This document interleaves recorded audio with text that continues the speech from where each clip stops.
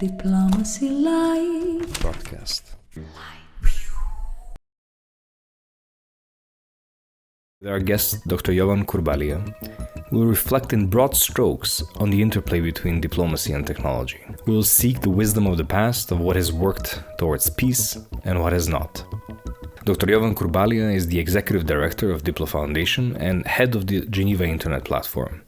He has been involved directly in key milestones that have shaped the digital agenda over the past 2 decades, including being a member of the UN working group that defined what internet governance means, and most recently as the co-director of the UN's high-level panel on digital cooperation.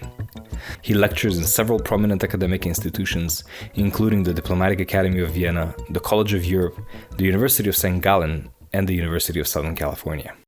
Dear friend, a colleague and a mentor, whom I have known almost 20 years now, and who has really spent his professional life on thinking about the topic that we can discuss here, and that is this combination of diplomacy and technology. Jovan, you've really been, since I know you and much before that, these are the issues that you have focused your mind to try to find solutions to most precisely in the internet governance debates, but not only. The whole combination of how diplomacy is being impacted and changed at this moment by current technologies is something that you have focused over the years. But technologies have really been around for a very long time. They have, in each different epochs, different technologies have had an impact on diplomacy. Can you perhaps just briefly fly us through some of the main ones that has impacted, and what has changed over this period, and what has stayed the same? I think it's a good moment to have a start with the reflection about the evolution of technology and diplomacy. And if you go carefully through the history of humanity, you can see this interplay dating back definitely to Mesopotamia or the ancient Egypt, but probably even before that, to the point where our far predecessors realized that it was better to hear the message than to eat the messenger. And it was a point where diplomacy started, and when then technology added diplomacy with the invention of writing. We always forget that writing is a technology, invention of writing, and different way of conveying a message in addition to the direct contact and the direct exchanges. Now, if you move throughout the history, you definitely have the ancient Egypt, the pharaoh Akhenaten Amenhotep IV with the first diplomatic archive in Talamarna, then moving through the very busy diplomatic period of the ancient history via Persia, coming to the ancient Greece, ancient Rome, Renaissance diplomacy, and modernity. You have always this interplay between, on one side, innovation in the ways how people communicate. Then we had back in the history, after writing, we had the smoke signals, we have different pigeon uses, animals and conveyors of the message, and fast forward telegraph and railway and the different messaging system. That was innovation, constant, and we have now innovations in the way we communicate.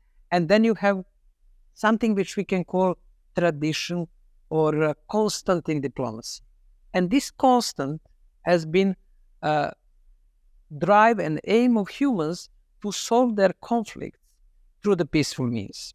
Unfortunately, this constant had many interludes with the wars, and unfortunately, history is not, in that sense, ending in our era, as we are witnessing today quite a few wars and conflicts, where basically military means were managed to win over diplomacy, negotiation, and engagement. Therefore, this is this interplay, continuity of our constant drive to thrive, to solve the conflict peacefully through negotiation, and innovation on the other side, on the ways how we communicate, engage, represent, negotiate.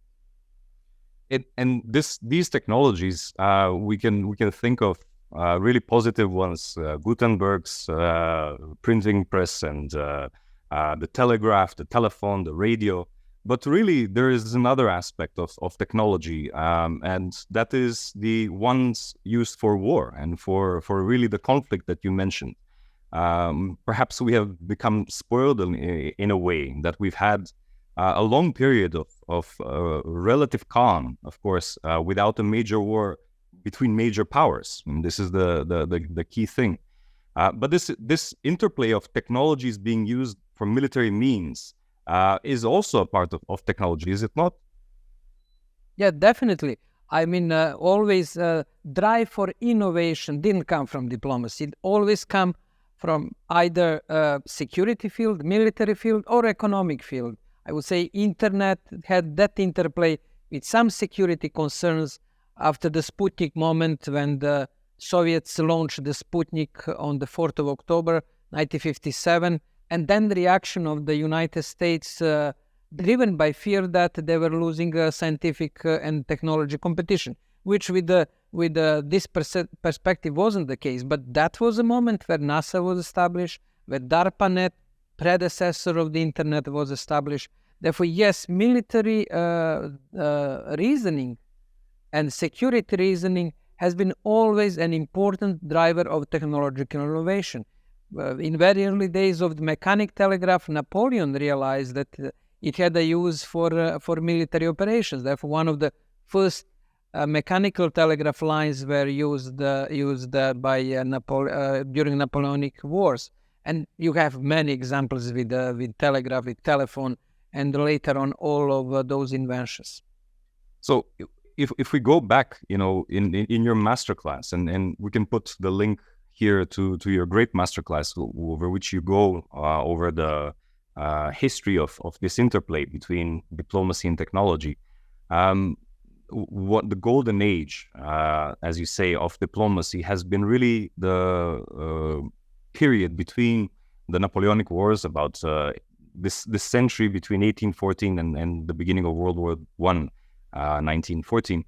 And if one looks at that period, it may be a success of diplomacy, but it's really great power diplomacy. And there's not much room for diplomacy for smaller powers. Perhaps they can ally themselves with a major power and find a way in that regard.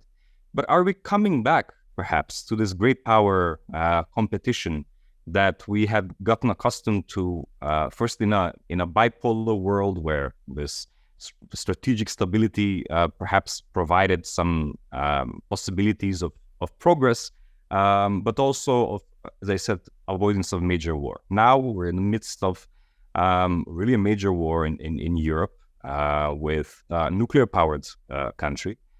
Are we going back to this? And if so, does that mean that diplomacy will again be a major power diplomacy? Ljupco, this is the really old discussion between so-called realists and, let's say, institutionalists in the international relations theory, dating back to Hans Morgenthau and definitely Kissinger, who wrote his diplomacy book and his doctoral thesis exactly about this period after Vienna Congress, 1814, 1815, till the start of the First World War.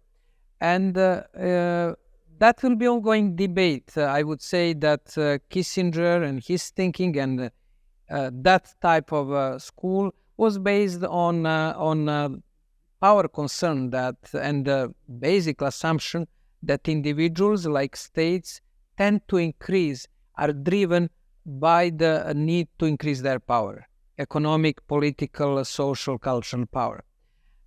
Therefore, their thinking, and it was the thinking of the negotiators in Vienna in 1814, was, okay, let's start from that, from the power-driven motivation, and see how we can arrange it through negotiation, through mechanisms to control the power, through balance of power, which Kissinger was big proponent. That debate will continue. After the Second World War, there was a slight push towards the idea that we can move beyond the power and aim for the public good, develop institutions, and benefit more from the cooperation than through that realpolitik competition. That debate will continue, but just a quick reflections on this golden age of both diplomacy and technology. This was interesting. That was a period with absence of the major conflicts. You had Crimea War, you had 1848, you had the unification of Germany, unification of Italy, then quite a few regional wars. And somebody can argue that it wasn't as peaceful period as it is. But there was absence of the major conflict for two reasons. Because in Vienna, big power, mainly monarchies, made some compact that they agreed that they should preserve status quo and their power within their countries. Russia before the establishment of Germany, Russia, UK, and the other actors. That was the first point. The second point is that they created carefully balanced mechanisms.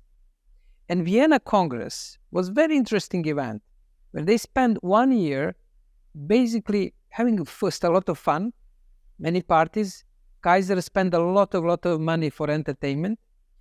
And it is an interesting lesson because then Versailles peace negotiation 100 years later was more scientific negotiation where you calculate reparation of Germany, when you calculate the peace. And then, as we know, it lasted only 2 decades. But they created that carefully balanced mechanism. In parallel to that, let me bring then technology. Exactly in this period, you had the telegraph, first mechanic, then electronic.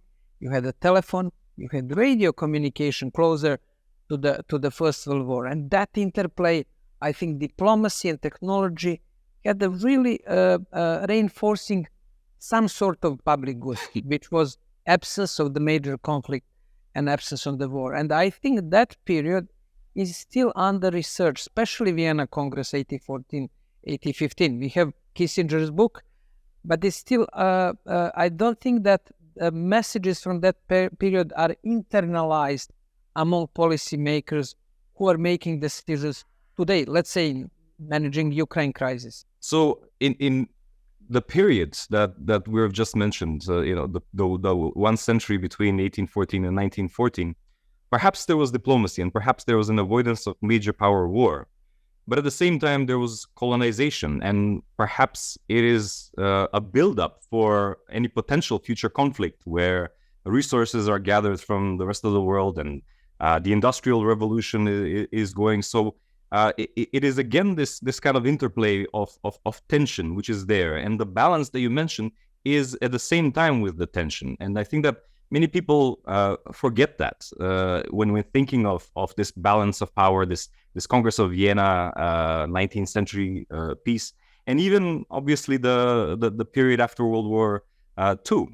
There's this tension, but as you say, it is diplomacy that jumps in through different means and tries to find ways of bridging different interests. Is this still in the making, do you think? And please, I mean, if you want to focus on that period, but as well today, because we can learn from this to get insights from it. Ljupco, one point is extremely important. When the Vienna Congress started in 1814, France was defeated, but France was brought into negotiation through Talleyrand. Talleyrand and Metternich were the key sort of architects of the Vienna Congress. Therefore, they were not humiliated, they were not punished, they were brought back into negotiation. And for any balance of power and any lasting peace, you need to get back the side which lost the war. Well, I'm referring to almost any war, but in particular, even if it is not the military conflict, but also lost in the economic and other wars. Yeah. If you compare with Versailles peace treaty, that was basically a typical humiliation peace treaty, where the Germany was forced to pay huge reparation, and it was treated as a losing power from winning powers, mainly UK, France, to some extent United States and other. That is a crucial point. You have to make sure that there is a face-saving option for all sides. Obviously, somebody will have upper hand because of military superiority or economic superiority, But respect for people, respect for their dignity, for the whole countries is extremely important. It existed in Vienna Congress and it contributed to the lasting peace. It didn't exist in Versailles and it brought, within less than 2 decades, the next conflict. And it existed as well after World War II with Germany and Japan. Exactly. Your point is absolutely on point. We sometimes underestimate emotions. We easily calculate number of tanks, GDP, number of people, number of missiles or whatever. It is important. But emotions are important to motivate people and to avoid humiliation. And humiliation ultimately doesn't help anyone, because victorious power can be tomorrow losing powers. And that's one wisdom which unfortunately humanity has not gathered from history, and in particular from the Vienna Congress period. And if we fly to the present time, there is obviously one of the biggest revolutions, not just of this past century, in the past period, but really on the history of humanity, is the invention of the internet. And you have spent, as I said, a lot of time in thinking about how to really protect this great resource. You're one of the world's foremost authorities on internet governance. You were involved in the World Summit on Information Society in Geneva and onward, a member of the working group that defined what it is. And one thing that is interesting, aside from the technology, is the new actors that have come in. Even this concept of multi-stakeholderism really comes from these debates on internet governance, to a point where really the word multilateral became a dirty one almost.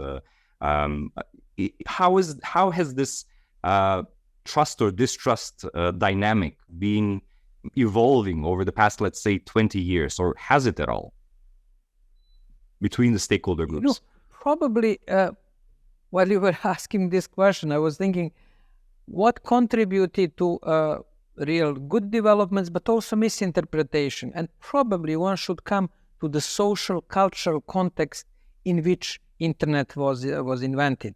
It was driven by Sputnik moment, therefore military consideration, but the way how internet was developed was related more to social and cultural context of the mainly US universities, especially on the West Coast, in the 60s. It was a time of the flourishing of the rock, freedom, emancipation, and the idea of inclusion.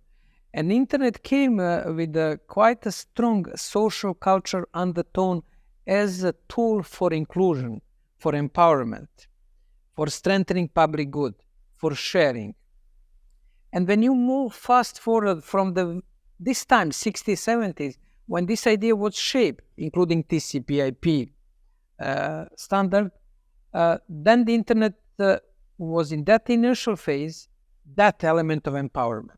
And that was, among other things, which excited me in the 80s when I got my first PC to start experimenting. It was something that can overcome your limitations, physical, get to the other continents, other people, engage through that time, simple email, later on website in 90s. Now fast forward, that idea of inclusion, which is behind the multi-stakeholder approach, was suddenly transferred into a different type of internet, which still had this undertone of empowerment, but became also a space for economic, political, and military power. Therefore, you had that line of inclusion and multi-stakeholderism that's, let's say, even to some extent utopian. And then you have now power game. I mean, power is real power. Let's say Apple has the market capitalization of $3 trillion and the GDP of African continent is $2.6 billion. We're speaking about real power. Economic one, social one over data, and cultural one. Now you ask yourself, can multi-stakeholder model in that initial philosophy survive? And here the situation is becoming much more complex. And I would say that here we need to brush the dust over the multilateral and bring it back in interplay with multi-stakeholder, because governments and states and countries are ultimately responsible for the public good. They have a social contract with their citizens to deliver them security, food, good political system, respect for human rights. Can they deliver? Can African continent deliver when it has less power than some companies? This is the real question. And this is a question when I would say multi-stakeholder approach in its initial format is losing a bit of traction, and multilateral is gaining. Now, interplay will be important, especially on the issues of legitimacy, because multi-stakeholder approach doesn't have traditional legitimacy. Let's say if I go as a Diplo at the meeting, I represent Diplo, and how I can negotiate with somebody representing India, 1.5 billion people. I may have legitimacy because of my expertise, but this is different issue. Therefore, we have to get back to basics, whom you represent and how you contribute ultimately to the public good. And I would say that multilateral will become bigger and bigger, and multi-stakeholder will become slightly smaller. But multilateralism really presumes a state actor, and whether the state, at approximately the same time, as an illustration, a bit over a year ago, we saw how Twitter and other social media deleted the account of an outgoing president of its country. While on the other side of the world, the opposite happened. Alibaba, Jack Ma specifically, were, if not deleted, with significantly clipped wings. So with this enormous power that tech companies are having, and if we're saying that multilateralism is a way to address it, how can states which are becoming relatively weaker in power, and power is always relative, with these new entities that are entering the international system, how can they cope? I mean, perhaps even the European Union finds it hard, though it has done quite a bit. My country, a small one, other small countries by themselves don't have the possibilities of negotiating. They're not at the table even. It is definitely a huge discrepancy in power. That's we mentioned some numbers on Apple and others, but I would be just correct your observation with the one development which happened during COVID crisis. Governments are getting back because they have to deliver on the public good, on global health.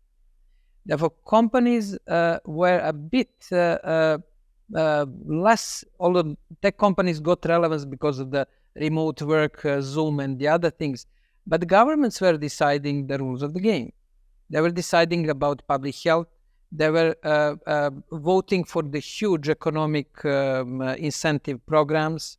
They're still deciding where you can travel with what type of certificate of the COVID pass or other things. Therefore, governments got some sort of a power on the very common sense approach. They have a social contract with citizens to protect their health. And companies cannot do it. They can contribute to that, but they cannot do. And we are getting here back to the core issue. Can companies deliver on the social contract? To provide security to their citizens, I mean, security for the physical well-being, but also health security. Can they provide the functional economic system? Can they provide? To the large extent, not.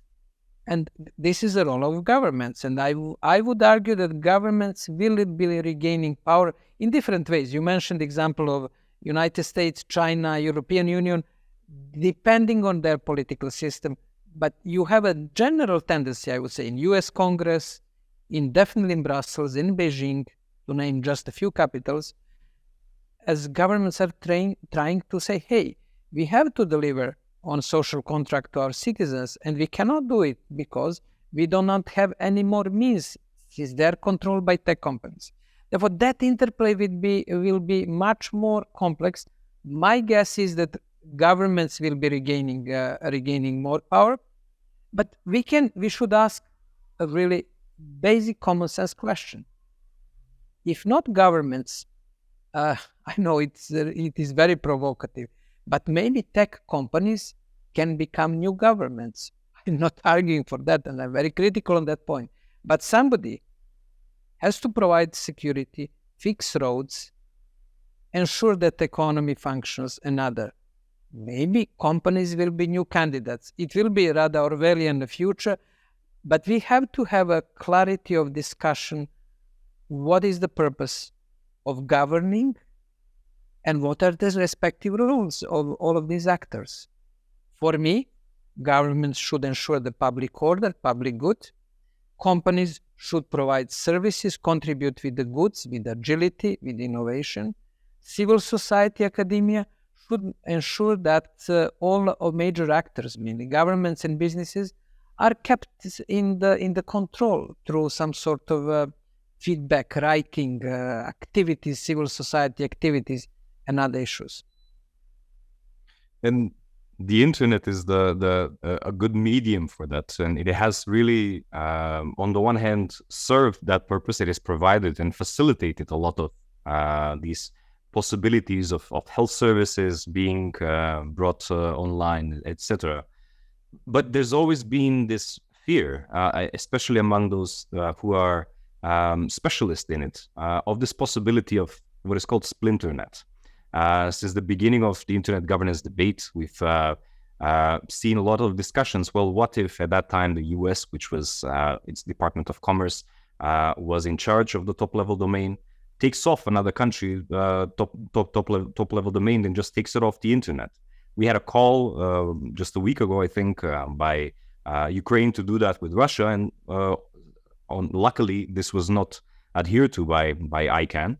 But Russia itself is considering taking itself off the internet. Are we witnessing the fear that many have anticipated, a splinternet, a splintered internet?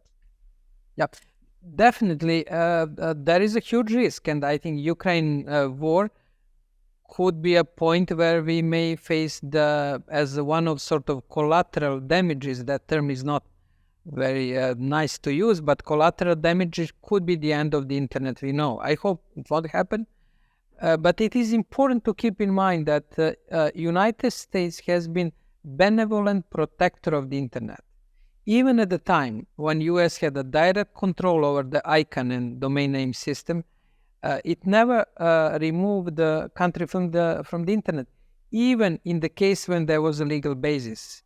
Because the Chapter 7 of the UN Charter provides possibility to cut telecommunication links in the case of the sanctions imposed by the UN, mainly Security Council. And it happened in the case of Iraq war, ex-Yugoslavia, Somalia. There were quite a few UN-driven sanctions which gave United States possibility to cut the internet to cut the country from the internet, basically to delete domain name, technically speaking. There was even court case when Iranian expat community requested the seizure of the Iranian domain by ICANN, and it was refused by Californian court. Therefore, US, in the political US, economic US, juridical US, has been always benevolent guardian of the internet. It is now tested, and so far ICANN made the right decision not to remove Russia from the internet. But as you indicated, Russia may decide itself, and it started already by, I think, blocking Instagram and a few other services. I'm afraid that it will get worse before it gets better. My only hope is that decision makers worldwide will make a careful calculation of trade-offs.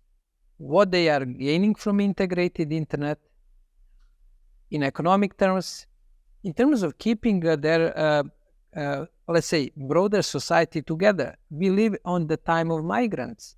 Many families are kept together via the internet. China has a diaspora of more than 80 million people. Therefore, Chinese government has to make a careful calculation for any move of a disintegrated internet. Therefore, that will be, I won't speak about supply chains, about the economy, about the issues.